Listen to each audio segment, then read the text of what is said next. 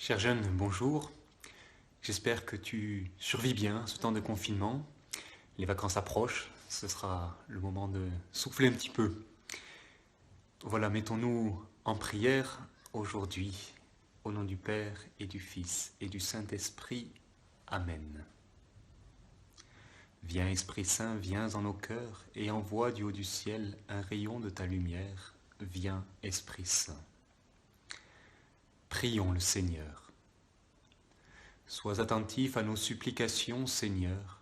Veille sur nous et protège-nous, car nous mettons notre espoir en ta miséricorde.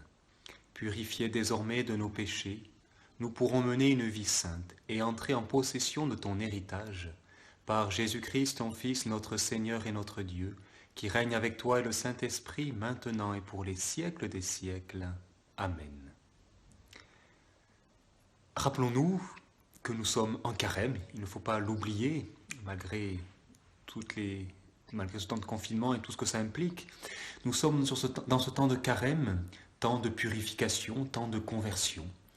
Et l'essentiel, tu le sais bien, c'est la miséricorde de Dieu.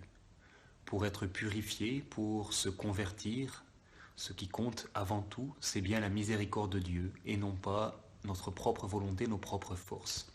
Et c'est pour ça que dans cette collecte, nous disons que nous mettons notre espoir en la miséricorde de Dieu.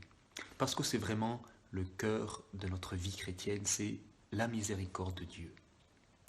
Et du coup, parce que nous mettons notre espoir en la miséricorde de Dieu, en son amour qui nous relève, en son pardon, la miséricorde, c'est bien Dieu qui se penche sur notre misère pour nous relever, pour nous redonner notre dignité, pour nous sortir de notre misère, de notre péché, de tout ce qui nous fait souffrir.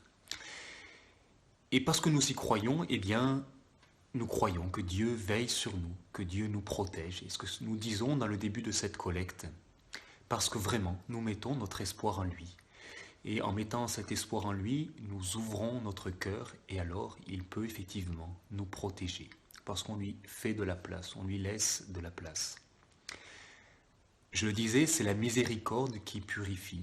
C'est Dieu qui vient purifier ton cœur par sa miséricorde, qui vient t'accorder son pardon, qui vient te redonner toute ta beauté, toute ta grandeur, toute ta dignité. Et en fait, quand nous faisons des petites privations, des pénitences, c'est simplement là pour montrer notre bonne volonté. C'est pas ça qui au fond est efficace, mais ça montre notre bonne volonté.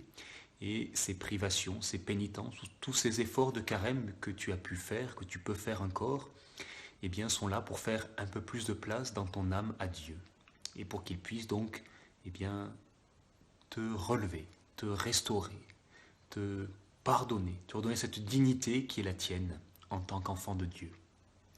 Donc c'est bien la miséricorde qui est au cœur de notre vie chrétienne.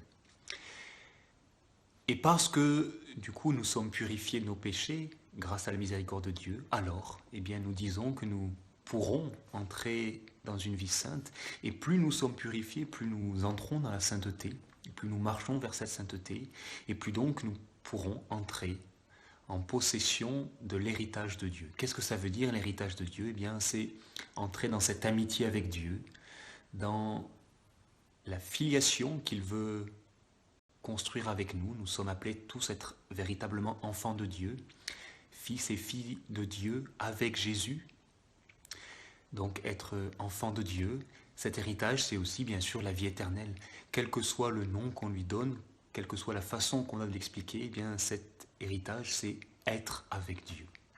Et ça, nous serons vraiment avec Dieu pleinement dans la vie éternelle, quand nous serons justement complètement purifiés. Alors, chers jeunes, aujourd'hui, comme piste d'action, je te propose de prendre un petit temps de prière devant la croix et de redire plusieurs fois dans ton cœur, en t'adressant à Jésus, « Jésus, j'ai confiance en toi ». C'est cette confiance en la miséricorde de Dieu. Et deuxième chose, puisque Dieu veille sur toi, toi aussi, sois veilleur sur les autres et tu peux aujourd'hui prier de manière toute particulière pour quelqu'un qui a besoin de ta prière. Porte-le dans ta prière, veille sur lui par ta prière. Et nous terminons en nous confiant à la Vierge Marie.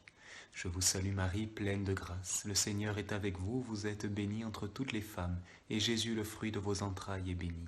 Sainte Marie, Mère de Dieu, priez pour nous pauvres pécheurs, maintenant et à l'heure de notre mort. Amen. Au nom du Père et du Fils et du Saint-Esprit. Amen. Très bonne journée et à demain.